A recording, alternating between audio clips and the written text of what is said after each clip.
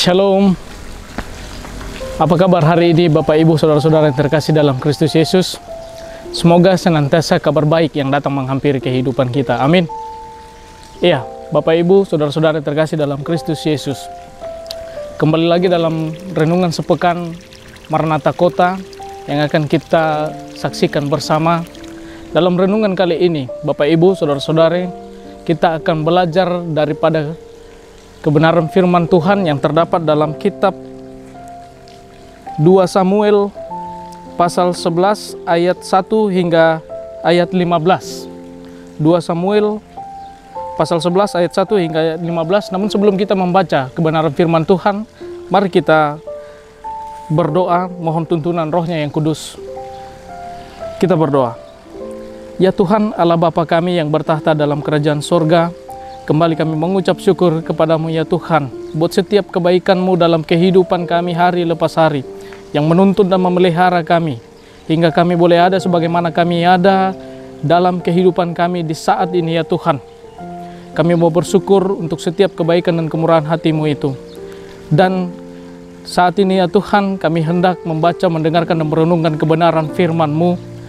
Kami mohon bantulah dan tuntunlah kami ya Tuhan. Tolonglah kami yang penuh dengan keterbatasan ini untuk dapat mengerti dan memahami kebenaran firman-Mu, terlebih untuk dapat kami lakukan dalam kehidupan kami hari lepas hari.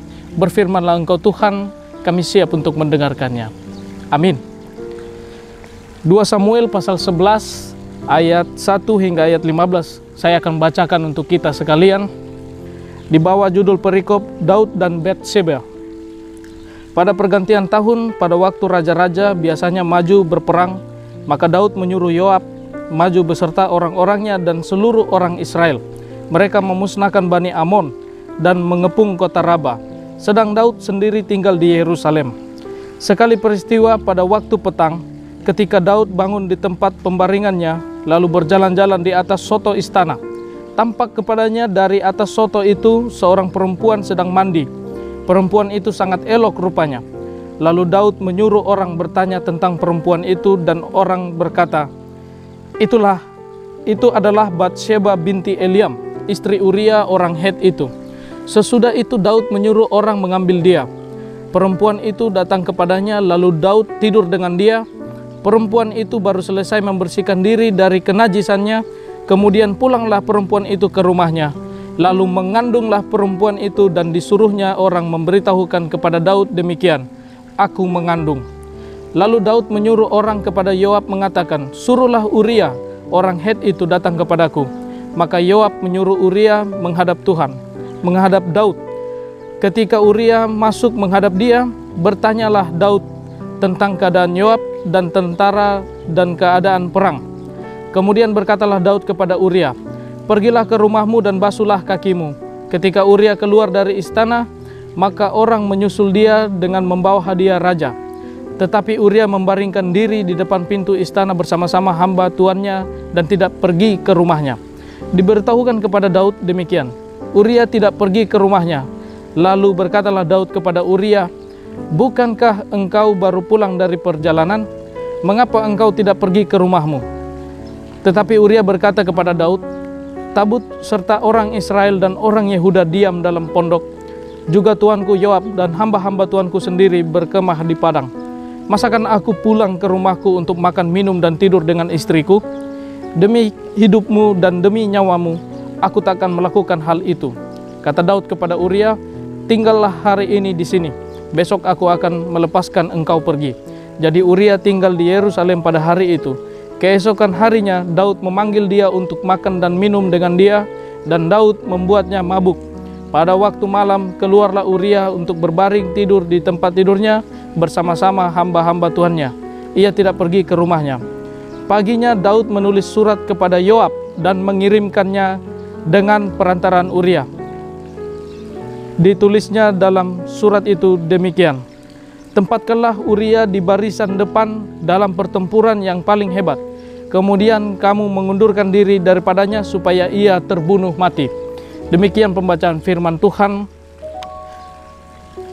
Berbahagialah kita yang senantiasa memelihara kebenaran firman-Nya dalam kehidupan kita hari lepas hari, terlebih melakukannya dalam segala aktivitas kehidupan kita. Haleluya. Bapak Ibu Saudara-saudara yang terkasih dalam Kristus Yesus, kalau biasanya kita bicara tentang Daud, kita bicara tentang keteladanannya, kehebatannya, kerajaannya yang megah dan lain sebagainya, proses keterpilihannya yang diurapi, yang dipilih, yang dianggap remeh oleh keluarganya, bahkan bapaknya sendiri, tetapi dia dipilih dan diurapi oleh Tuhan. Kalau biasanya kita belajar tentang hal itu, saat ini kita belajar daripada kesalahan ataupun dosa yang pernah diperbuat oleh Daud dalam kehidupannya, untuk menjadi pelajaran bagi kita dalam kehidupan kita di saat ini. Bapak Ibu Saudara-saudara yang terkasih dalam Kristus Yesus, sebagaimana yang telah kita baca dan mungkin kita sering dengar tentang perjinahan antara Daud dengan Batsheba ini. Dia melihat sosok Batsheba yang begitu cantik elok rupanya, kemudian dia memanggilnya untuk tidur bersama-sama dengan dia, yang dia sendiri tahu bahwa Batsheba itu adalah istri daripada hambanya ataupun tentaranya Uria. Nah, tetapi dia tidak menghiraukan itu dan dia malah memanggil Batsheba dan malah tidur bersamanya, dan kemudian dia mengandung, dan hal itu cukup membuat Daud sedikit panik, sehingga ia berinisiatif ataupun memiliki rencana dengan membuat sebuah skenario yang oleh beberapa penafsir menafsirkan tentang dipanggilnya Uria pertama kali oleh Daud, yaitu untuk supaya Uria beristirahat daripada peperangan, memanggilnya daripada medan peperangan, dan supaya ia tidur bersama Batsheba, supaya kehamilan Batsheba itu seolah-olah adalah perbuatan Uria suaminya, padahal Daud yang bikin itu. Itu skenario pertama yang dilakukan oleh Daud. Kemudian yang kedua, ia ketika pertama tidak berhasil, ia menyuruh Yoab untuk menempatkan Uria dalam peperangan yang hebat, yang tidak akan mungkin bisa dilakukannya, supaya Uria mati di sana. Bapak Ibu Saudara-saudara yang terkasih dalam Kristus Yesus, tema renungan kita di saat ini yakni dosa yang satu akan melahirkan dosa berikutnya. Tema ini akan menjadi peringatan bagi kita dalam kehidupan kita hari lepas hari. Kita lihat polanya Bapak Ibu. Daud dalam dosanya yang pertama, yakni ia berzina melalui pikirannya, yang mengingini Batsheba melalui pikirannya. Bukan hanya itu, dia mewujudkannya dengan perlakuannya atau perbuatannya. Dan daripada itu, maka timbul konsekuensi daripada dosanya itu, Batsheba hamil. Kemudian ia mulai berbuat kebohongan atau rekayasa lagi dengan memanggil Uria untuk supaya tidur dengan istrinya, supaya seolah-olah istrinya hamil oleh Uria, suaminya. Kemudian itu tidak berhasil, ia melakukan dosa berikutnya lagi dengan membuat skenario, menyuruh atau memerintahkan Yoab supaya Uria berada dalam peperangan yang tidak mungkin dikalahkannya.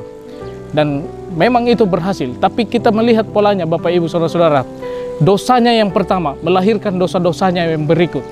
Hal ini menjadi pegangan ataupun peringatan dalam kehidupan kita. Dosa yang pertama yang kita pelihara atau kita pendam-pendam dalam diri kita, berhati-hatilah. Itu seperti bom waktu, kapanpun dia akan melahirkan dosa-dosa berikutnya. Bapak Ibu Saudara-saudara yang terkasih dalam Kristus Yesus, mungkin kita belum lupa dengan kasus Kopda Muslimin ya, yang ketika dia ketahuan dia berselingkuh dengan perempuan atau wanita idaman lain, dia ingin hidup bersama selingkuhannya ini, dia buat rencana untuk membunuh istrinya sendiri dengan menyewa pembunuh bayaran. Dia bayar 120 juta untuk membunuh istrinya sendiri supaya mati dan dia hidup bersama selingkuhannya.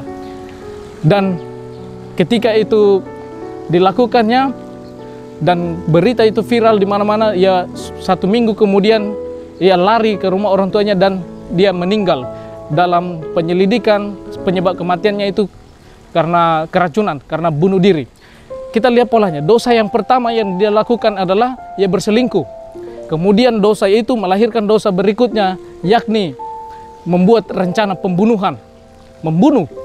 Kemudian daripada itu, Karena viral, ia bunuh diri sendiri. Artinya dosa yang pertama, dosa yang satu akan melahirkan dosa berikutnya.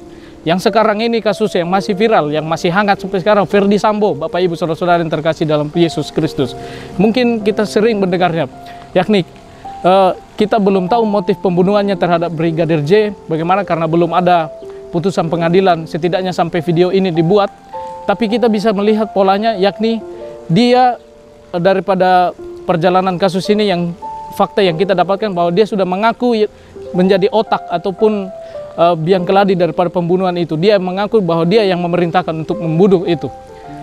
Tetapi berikutnya pun dia yang membuat juga skenario. Daripada ini kita bisa lihat polanya. Artinya daripada pembunuhan itu, dosa pembunuhan, ia buat lagi, dia akan melahirkan dosa pembohongan publik ataupun dosa untuk merekayasa perbuatan itu. Jadi dosa yang satu melahirkan dosa berikutnya. Saya kira Bapak Ibu Saudara-saudara bisa menangkap hal ini. Pesan yang mau disampaikan adalah berhati-hatilah Bapak Ibu dalam kehidupan kita. Hal-hal kecil sekalipun itu bisa menimbulkan dosa kita. Bahkan contoh kurang bersyukur pun itu kita perlu berhati-hati. Kalau kita kurang bersyukur dengan apa yang kita miliki, gaji saya lebih kecil daripada sana, akhirnya akan menimbulkan hal-hal yang tidak berkenan di hadapan Tuhan berikutnya. Mulai membanding-bandingkan diri, menjelek-jelekkan orang lain, mulai berpikir Tuhan tidak adil dan lain sebagainya. Hati-hati Bapak Ibu, sebab dosa yang satu akan melahirkan dosa berikutnya. Ini peringatan bagi kita dalam kehidupan kita, supaya dalam kehidupan kita senantiasa kita jangan memelihara dosa, benih-benih dosa dalam diri kita, karena kapanpun sewaktu-waktu dia akan melahirkan dosa-dosa berikutnya dan hidup kita semakin jauh daripada Tuhan. Kiranya Tuhan senantiasa melindungi dan memberkati kita, membentengi kita dengan kuat kuasa Roh-Nya yang kudus, agar dijauhkan daripada pikiran, perkataan, dan perbuatan dosa yang Tuhan tidak berkenan untuk kita lakukan. Tuhan kiranya memberkati kita senantiasa. Haleluya. Amin.